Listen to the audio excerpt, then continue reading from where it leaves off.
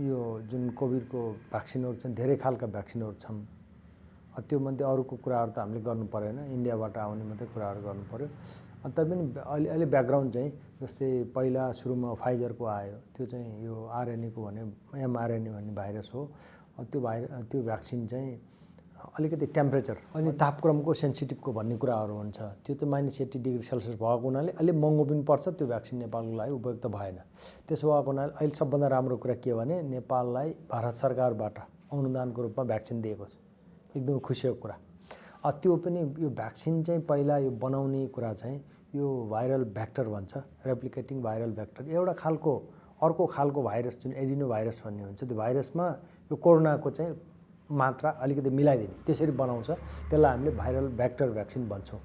त्यो चाहिँ बनाउने चाहिँ अब अक्सफोर्ड र एस्ट्राजेनेका भन्ने दुईटा कम्पनीहरु मिलाएर उहाँहरुको कोअर्डिनेसन कोलाबोरेसनमा यो भ्याक्सिन बनेको र इन्स्टिट्युट इन्डियाको सिरम इन्स्टिट्युट अफ इन्डियाले यसलाई चाहिँ मास रूपमा चाहिँ एउटा संसारको सबभन्दा ठुलो भ्याक्सिन प्रोडक्सन कम्पनी हो, यसले चाहिँ यो बनाइरहेछ।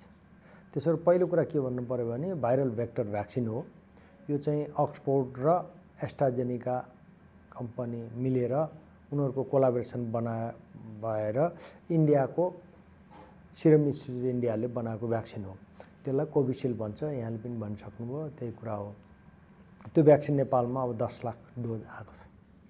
यो भ्याक्सिन चाहिँ अब नेपाल सरकारले सबभन्दा पहिला त यो चाहिँ फ्रन्टलाइन वर्करहरूलाई दिने कुरा हो र यो भ्याक्सिन चाहिँ दिएपछि 2टा डोज दिनुपर्ने हुन्छ।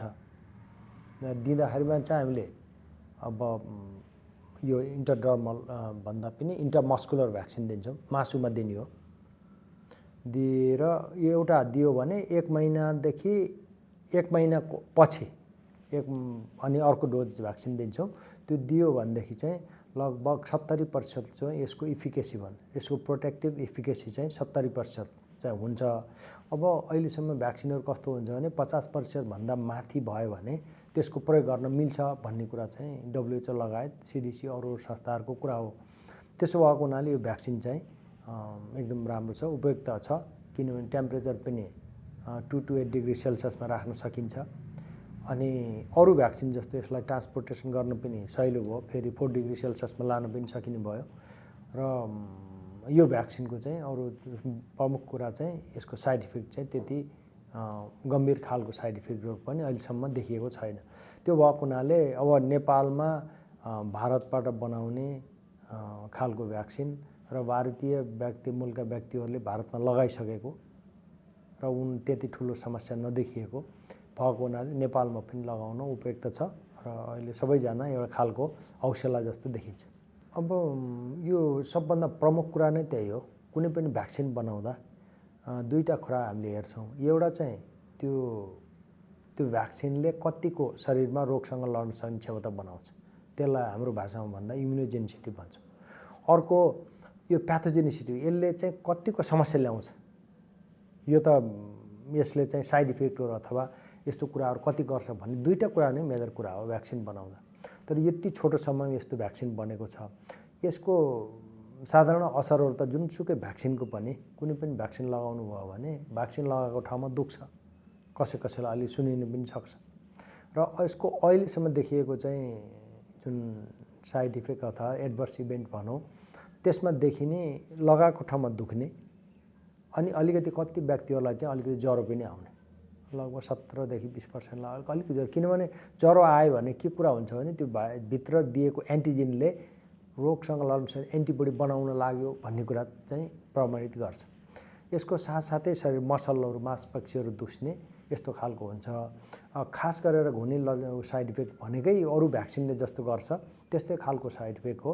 त्यस्तो सिरियस खालको हामीले भन्दा चाहिँ एडभर्स इभेन्ट भन्छौँ नि, टाइप 2 अथवा टाइप 1 एनाफाइलेटिक भन्ने जुन चाहिँ सिरियस, जस्तै हामीले चाहिँ कुरा गर्दाखेरिमा यो रेबिजको भ्याक्सिन छ एक खालको, अब होर्सबाट बनाएको, जस्तै घोडाबाट बनाएर मान्छेमा लगायो भने एडभर्स इभेन्टहरु हुन्थ्यो, एकदमै एनाफाइलेटिक सकै भएर मान्छे कसैको मृत्यु हुने अवस्था नि हुन्थ्यो भने यो त्यस्तो खालको चाहिँ अर्को कुनैबाट नबनाएको हुनाले भाइरस भेक्टर भएको कारणले यस्तो खालको चाहिँ ज्यानै लिने खालको चाहिँ गम्भीर लक्षण चाहिँ खालको समस्या चाहिँ इन्डियामा अहिलेसम्म लगाएको हुन त। यहाँहरूले सुन्नुभयो होला, पत्रपत्रिकामा आयो, इन्डियन न्युजमा 1 जना 2 जना कसैको मृत्यु भयो। अब के कुरा हामीले थाहा पाउनुपर्छ भने कहिलेकाहीँ हामीले भन्छौँ नि हात्तीपाइलेको औषध दिएर मान्छेको मृत्यु भयो भन्ने कुराहरू आउँछ।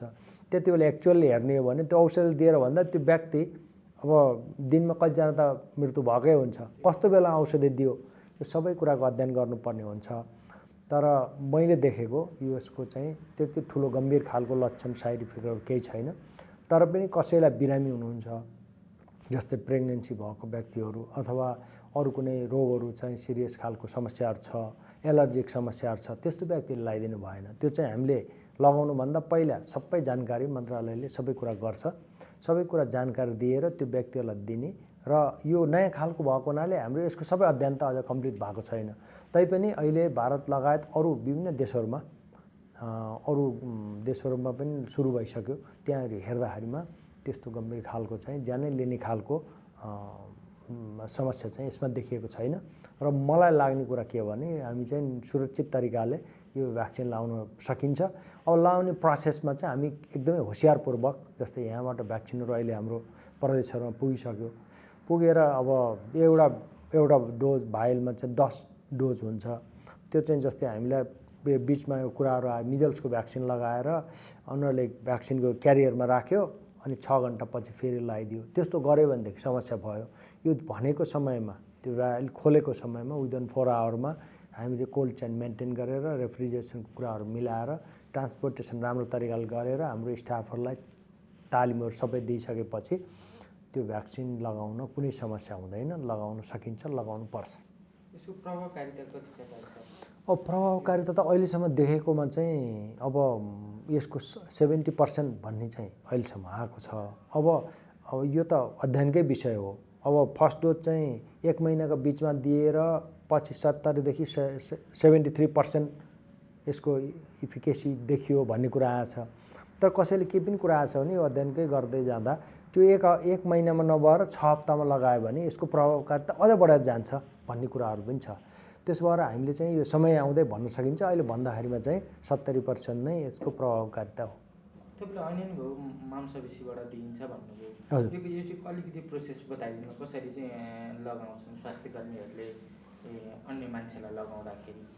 यो अरूभन्दा खास फरक खालको छैन। हामीले चाहिँ जस्तै हामीले के भनेका छौँ भने दिँदा देब्रे हातको माथिल्लो पाखुरामा अरू भ्याक्सिन लगाए जस्तै भ्याक्सिन लगाउनुभन्दा पहिला सफा गर्नु पर्यो। लगाइसकेपछि इन्ट्रामस्कुलर भन्छौँ, मांसपेशीमा दिने पहिला कुरा उहाँहरूलाई भन्नु पर्यो, सम्झाउनु पर्यो र दिने हो। एउटा भाइलमा यसको औषधि हुन्छ, सिरिन्जले हामीले लिने, दिने डोज हामीले दिइसकेपछि अनि हामीले के चाहिँ गर्ने खोजेका छौँ भने अहिले यो सुरुको अवस्था भएको हुनाले मान्छेहरूलाई हरेक खालको चाहिँ अलिकति यो के हुने होला, यसले केही साइड इफेक्ट हुने हो कि भन्ने चिन्ताहरू हुनसक्छ। कसैलाई डरैले पनि त समस्या नआउँछ। त्यो हिसाबले हामीले आधा घन्टा चाहिँ लगाएको ठाउँमा राख्ने, त्यो चाहिँ अस्पतालमै राख्ने, अस्पतालबाटै भ्याक्सिनहरू दिइन्छ। अहिले चाहिँ अरू चाहिँ जस्तै हामीले अरू भ्याक्सिनहरू त गाउँमा गएर स्वास्थ्यको इकाइहरूमा दिन्थ्यौँ भने सुरुको अवस्थामा हामीले अस्पतालमा दिने भएको हुनाले केही त्यस्तो खालको समस्याहरू भयो भनेदेखि हामीले तुरुन्तै त्यसको एडजस्ट गर्न सकिने, त्यसको मिलाउन सक्ने भएको हुनाले दिने हो। यसमा अरू धेरै ठुलो कुरा केही पनि छैन। इन्ट्रामस्कुलर दिने हो। स्वास्थ्यकर्मीहरूलाई पनि त्यही अनुसारको दिनुभन्दा पहिला तालिम त हुन्छ नै, एक खालको तालिम भइसकेको छ। नपुगेहरूलाई तालिम दिने व्यवस्थापन हाम्रो खोपको 8वटा कमिटीहरू छ। कमिटी मार्फत चाहिँ स्वास्थ्य मन्त्रालयले अरू तरिकाले तालिमहरू दिनुहुन्छ। तर त्यसको विशेष चाहिँ छुट्टै कुरा केही पनि हुँदैन। यो खोप लगाएपछि सामान्यतः कस्ता समस्याहरू देखिन सक्छ, के हुन सक्छ? अब मैले भने खोप लगाएपछि पहिलो समस्या भनेको त जहाँ खोप लगायो त्यहाँ दुख्न सक्छ, अलिअलि सुनिन सक्छ, अलिकति रातो पनि हुनसक्छ। त्यो एउटा कुरा भयो। अर्को कुरा चाहिँ हुनसक्ने कुरा कसैलाई अलिकति ज्वरो आएको पनि देखियो अहिलेसम्मको अवस्थामा। कसैलाई टाउको दुख्ने हुनसक्छ, कसैलाई चाहिँ शरीर मांसपेशीहरू दुख्ने चाहिँ धेरैलाई भयो। यो एउटा भनौँ न कोरोना हुँदा जस्ता खालका लक्षणहरू देखिन्छन्। किनभने यो त कोरोनाकै एउटा भ्याक्सिन भएको हुनाले त्यही एन्टिजेन भित्र दिने भएको हुनाले कोरोना भयो भने गम्भीर खालको रोग आउने भयो, भ्याक्सिनले पनि त्यस्ता खालका साधारण लक्षणहरू लिएर आउन सक्छ। भनेपछि यो कोरोनाको खोपले देखिएको लक्षणले चाहिँ सकारात्मक त्यसको एन्टिबडी बन्नमा चाहिँ सकारात्मक रोल खेलेको छ भन्न सकिन्छ। जस्तै हामीले हात्तीपाइलको औषध दियौँ नि, कसैले मान्छेले यो खाएर एकदम रिङ्गटा लायो, यो खाएर हामीलाई चाहिँ अलिकति के हो गाह्रो भयो भन्यो भने भित्र चाहिँ त्यो एन्टिजेन गएर त्यो हात्तीपाइलेको उसलाई मारे जस्तै यसमा पनि यसले भित्र गएर चाहिँ एन्टिबडी प्रडक्सन गर्ने क्रममा अलिकति पहिलो दिन अथवा 1-2 दिनसम्म त्यस्तो हुनसक्छ। त्यसको मतलब के हो भने शरीरमा एन्टिबडी बन्न लाग्यो भन्ने कुरा हो। त्यसले चाहिँ असर पार्यो, यसले चाहिँ गम्भीर खालको हुन्छ भन्ने समस्या चाहिँ होइन। कस्ता व्यक्तिहरूले चाहिँ नलाउँदा चाहिँ उपयुक्त हुन्छ वा कस्ता व्यक्तिहरूलाई दिन चाहिँ अलिकति सकिन्छ, के हुन्छ यसमा? अब अहिलेको अवस्थामा त हामीले चाहिँ अब बच्चाहरूलाई, किनभने यो भाइरसको इन्फेक्सन जुन भयो नि धेरै जो चाहिँ 15 वर्षदेखि माथिका बच्चाहरूलाई मात्रै भयो। त्यसो भएको हुनाले हामीले त्यो क्याटेगोरी 16देखि तलको बच्चाहरूलाई हामीले दिँदैनौँ। त्यो बच्चाहरूलाई हामीले दिनु परेन, त्यो त छुट्टाएरै हामीले फारम भर्दै त्यो कुरा गर्छौँ, क्लियरै भइहाल्यो। अर्को कुरा चाहिँ गर्भवती महिला अथवा केही खालको पहिला भ्याक्सिन दिँदा कसैलाई एलर्जी भएको थियो, अलिक केही रियाक्सनहरू भएको थियो, त्यस्तो खालका व्यक्तिहरू छन् भने त्यसले अहिले चाहिँ हामीले भ्याक्सिन दिनु हुँदैन।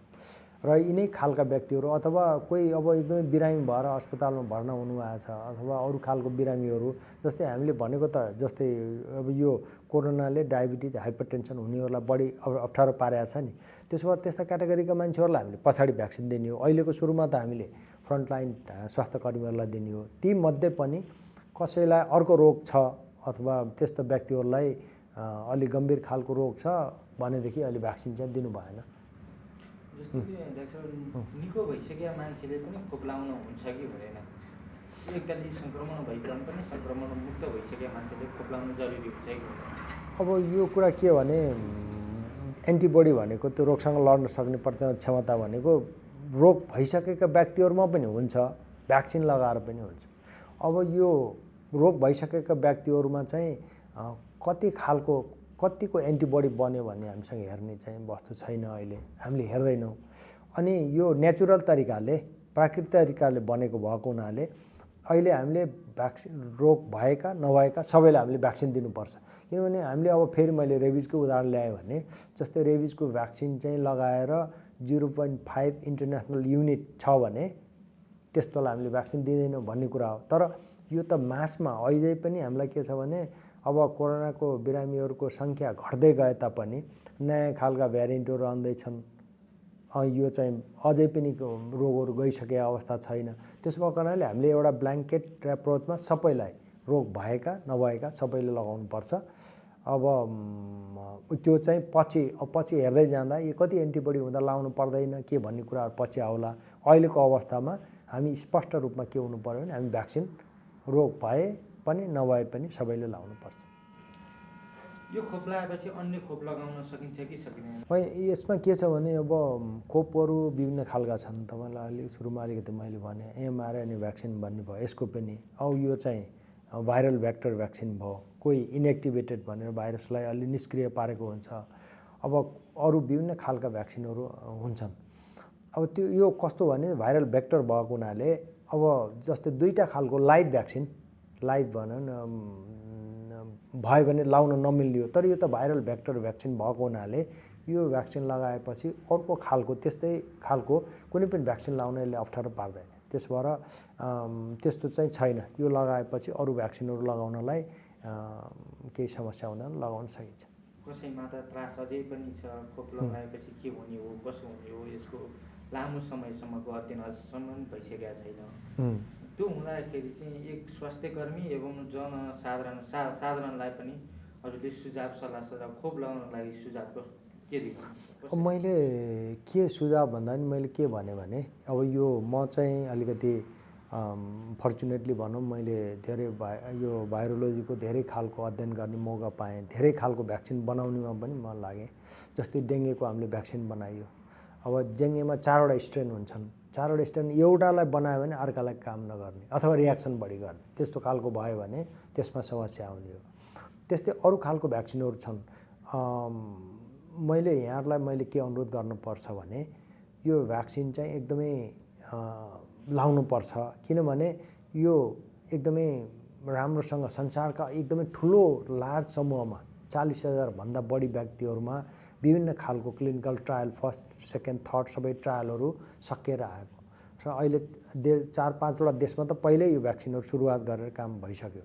त्यस्तै साउथ एसिया रिजनमा पनि नेपाल लगायत बङ्गलादेश, म्यानमार, भुटान अरू देशहरूमा यो लगाउने कामहरू सुरुवात भइसक्यो र इन्डियामा ठुलो समूहमा लगाइसक्यो। अरू समूह हामीले हेर्दाखेरिमा के देखियो भने पहिला त हामी सेफ्टीकै हेर्छौँ, भ्याक्सिन लाएर भ्याक्सिनले समस्या पर्यो भने हामी किन भ्याक्सिन लाउने, त्यो त एकदमै गहन अध्ययन भइसकेको विषय र यसको प्रोसेस अहिले WHO बाट यसलाई स्वीकृति WHO को त एउटा आफ्नै प्रोसेस हुन्छ, त्यसले WHO क्वालिफिकेसन दिने समय लाग्ने कुरा हो। तर त्यसमा नआए तापनि यो भ्याक्सिन अहिले लगाएर त्यस्तो समस्या छैन र लगाउनुपर्छ। लगायो भने यसले धेरै फाइदा, कति फाइदा गर्छ कति समयलाई हुने हो भन्ने पाठ फरक छ। मैले सल्लाह सुझाव दिनुपर्दा मैले भ्याक्सिन त लगाउँछु, त्यस्तै गरेर यहाँहरू पनि लगाउनुहोस्। मैले के भन्न चाहन्छु, जस्तो प्लेनमा हामी चढ्यौँ भने पहिला केही समस्याहरू आयो भनेदेखि चाहिँ हामीलाई के भन्छ पाइलटले भने पहिला अक्सिजन आफूले लाउनु अनि बच्चाहरूलाई लगाइदिनु भनेर हामीलाई सिकाए जस्तै यहाँहरू स्वास्थ्य कर्मीहरू हामी जुन फ्रन्ट लाइनमा छौँ नि, हामी भ्याक्सिन लाएर हामी तयारी हुनु पर्यो, अझै यो लडाइँ सकिया छैन। त्यसो भएर मैले सुझाव दिनुपर्दा यसमा साधारण खालको समस्याहरू आए तापनि भ्याक्सिन रिलेटेड समस्या आए तापनि गम्भीर खालको समस्या केही छैन। यसमा चिन्ता नमानिकन एकदमै निश्चित रहेर भ्याक्सिन लाउनुपर्छ र यही मैले अनुरोध गर्छु। यो त नयाँ खालको भ्याक्सिन हो, सबैलाई अलि चिन्ताकै विषय हुन्छ के हुने हो कसो हुने हो भन्ने कुरा। त्यसो भएर पहिला कुरा चाहिँ लाउनुभन्दा पहिला अलिकति काउन्सिलिङ चाहिँ गर्नु जरुरी भयो। यो भ्याक्सिन कस्तो हो, कहाँ लाउने हो, यसले के समस्याहरू पर्न सक्छ, त्यो कुराहरू उहाँले भनिदिनु पर्यो। स्वास्थ्यकर्मी मध्ये पनि त सबै कुरा सबैलाई थाहा हुनु। अब मुटुको डाक्टरलाई चाहिँ यो भाइरसको थाहा नहुन सक्छ, अर्थोपेडिकलाई अर्कै कुराहरू हुनसक्छ। त्यो भएर हामीले कसैलाई पनि जानेको छ भन्ने नठानिकन जो भ्याक्सिन लगाउन आउनुहुन्छ नि उहाँलाई पहिला कुरा बुझाइदिनु र यो भ्याक्सिन के हो र यसको हुनसक्ने सम्भावनाहरू के हो, जुन तालिममा भनेको कुराहरू छ त्यो चाहिँ अब सिनियर होस् जुनियर होस् जोसुकैलाई पनि पहिला बुझाएर लगाइदिनु पर्यो। यसको चाहिँ समस्या गम्भीर समस्या हुँदैन, यस्तो खालको हो, यसलाई चाहिँ लगाएको ठाउँमा चाहिँ सुनिन सक्छ, रातो हुनसक्छ, अलि एलर्जी खालको हुनसक्छ, कसैको टाउको दुख्ने पनि हुनसक्छ, अलिकति ज्वरो आउँछ, मांसपेशीहरू अलिकति दुख्छ, यस्तो कुराहरू हुनसक्छ। तर 1-2 दिनमा चाहिँ त्यो निको भएर जान्छ। त्यसो भएर भ्याक्सिन लगाउनुपर्छ। लगाउँदा बित्तिकै चाहिँ त्यो ठाउँमा राखिदिनु पर्यो, कमसेकम आधा घन्टा चाहिँ त्यहाँ राखेर वाच गर्नु पर्यो, अब्जर्भ गर्नु पर्यो, त्यसपछि चाहिँ घर जान सकिन्छ। यसमा अरू कुरा त्यस्तो बार्नुपर्ने खान नहुने, अब रक्सीहरू खानु भएन सुई लगाएपछि, अरू त्यस्तो केही छैन। अर्को कुनै भ्याक्सिनसँग इन्टरेक्सन भएको पनि अहिलेसम्म थाहा छैन।